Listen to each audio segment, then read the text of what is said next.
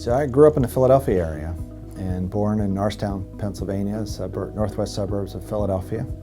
But my father's a tailor. I worked at J.C. Penney's and mother was an accountant.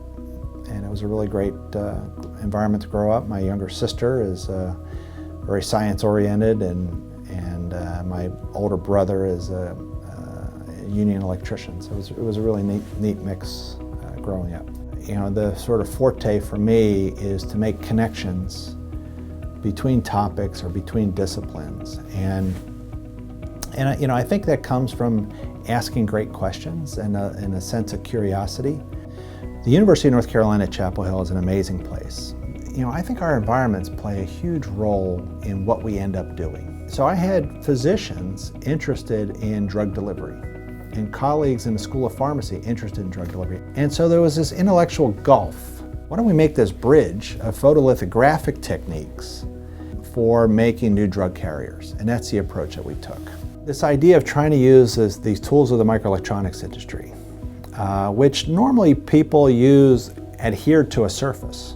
Well, could we use these two-dimensional technologies and then find a way to harvest these objects off the surface such that we can now control for the first time the size and the shape of particles, which you can't do using techniques like the paint technology, the emulsion techniques.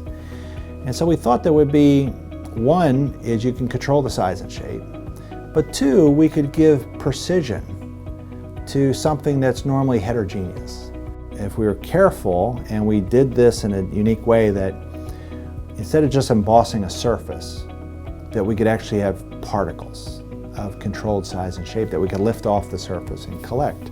I think of the body, and I know this is naive and simple, but I think of the body as a size exclusion column, meaning there are all different types of barriers of different sizes, and if we could control the size and shape of our carriers, then could we enhance the delivery efficacy?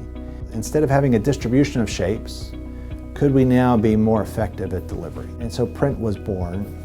We decided to launch a company, we got Liquidia launched, and then they spun off a separate division to focus on delivery to the eye, and using nanotechnology and ophthalmology for improving wet macular degeneration and other diseases of the eye.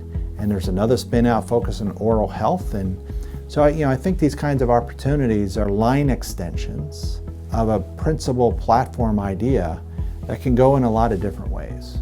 And that's the powerful thing of working on a platform, a tool that allows you to do many other things with it. The Kabiller Prize, I think, elevates an already elevated hallmark characteristic of Northwestern.